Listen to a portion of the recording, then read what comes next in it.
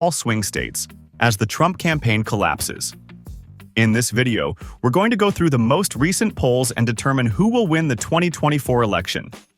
Let's start off with all the states former President Trump will win: Florida, South Carolina, North Carolina, Tennessee, Alabama, Mississippi, Louisiana, Arkansas, Missouri, Kentucky, West Virginia, Iowa, Indiana, Ohio, Oklahoma, Texas, Kansas, Nebraska, North and South Dakota, Montana, Wyoming, Idaho, Utah, Maine, and finally, Alaska. Now, let's map the states Kamala Harris will win without contest: Washington, Oregon, California, Hawaii, New Mexico, Colorado, Illinois, New York, New Jersey, Delaware, Maryland, Washington, D.C., New Hampshire, Vermont, Connecticut, Massachusetts, Rhode Island, and finally, Maine's 1st District. This brings Kamala Harris's total to 200 electoral votes and Donald Trump to 232. Now, let's delve into the battleground states and analyze the latest polling data to show how Harris is leading in these key battleground states.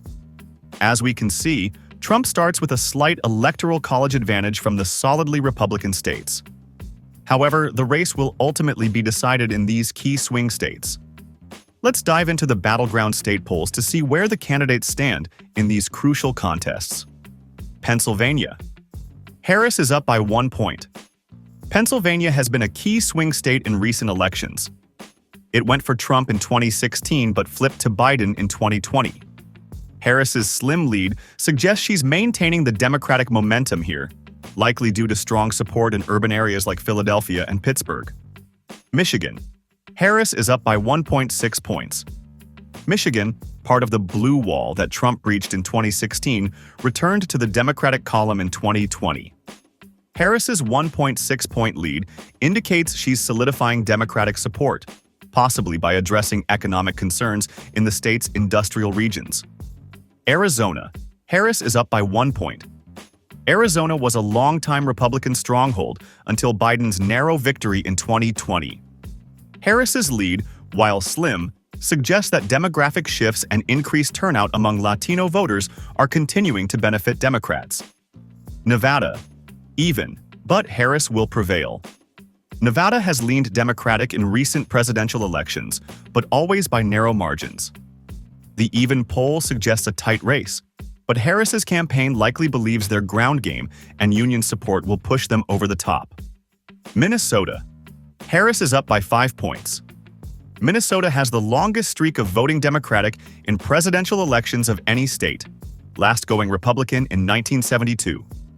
Harris's 5-point lead suggests she's maintaining this Democratic tradition, likely due to strong support in the Twin Cities metro area. Wisconsin. Harris is up by 1.4 points. Wisconsin, another part of the blue wall, narrowly went for Trump in 2016 but flipped back to Biden in 2020. Harris's lead, while not large, indicates she's holding on to Biden's gains, possibly by focusing on issues important to both urban and rural voters. Georgia. Harris is up by 2 points. Georgia was a surprising flip for Democrats in 2020, voting blue in a presidential election for the first time since 1992. Harris's 2-point lead suggests that increased turnout among black voters and changing demographics in the Atlanta Metro's 2020 electoral map. If these leads hold, it would be a decisive victory for Harris in the Electoral College.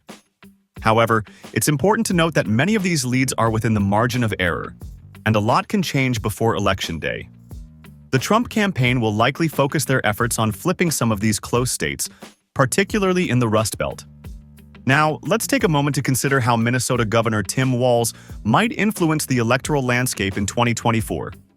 Governor Walz, a Democrat who has been in office since 2019, has become a prominent figure in Midwestern politics. His impact on the presidential race could extend beyond Minnesota's borders. In Minnesota itself, Walz's popularity could provide a boost to Harris's campaign. His focus on education, healthcare, and economic development resonates with many voters in the state. This could help solidify Harris's 5-point lead we saw earlier, potentially putting Minnesota out of reach for Trump. As we move closer to Election Day, keep an eye on how the Harris campaign utilizes Walz in their Midwestern strategy. Now, let's turn our attention to another important indicator: the betting markets. Betting markets can offer an interesting perspective as they reflect where people are actually putting their money based on their confidence in the outcome. According to Polymarket, a popular prediction market platform, Harris is showing strong momentum in key battleground states. In Wisconsin, Harris holds a slim lead of 51% to 49%. This aligns closely with our polling data, suggesting a tight race that's leaning slightly in Harris's favor. The razor-thin margin reflects Wisconsin's status as a true swing state. Michigan shows a more decisive advantage for Harris, with the market giving her a 61% to 39% edge. This is actually more bullish on Harris than our polling data, which showed a narrower lead. It could indicate that bettors are factoring in Michigan's recent voting history and demographic trends that favor Democrats.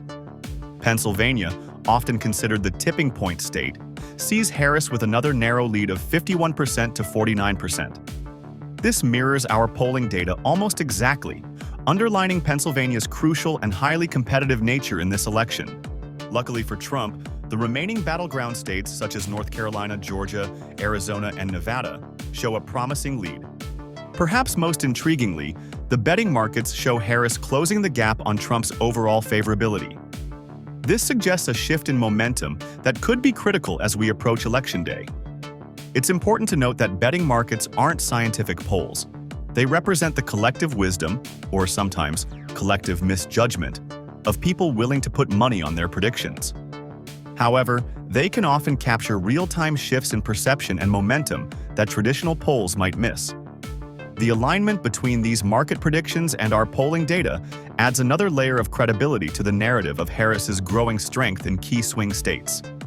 It suggests that not only are voters telling pollsters they prefer Harris, but people are also willing to bet real money on her winning these crucial states. As we wrap up our analysis of the current state of the 2024 presidential race, it's clear that we're looking at a highly competitive election with Kamala Harris holding a slight edge in key battleground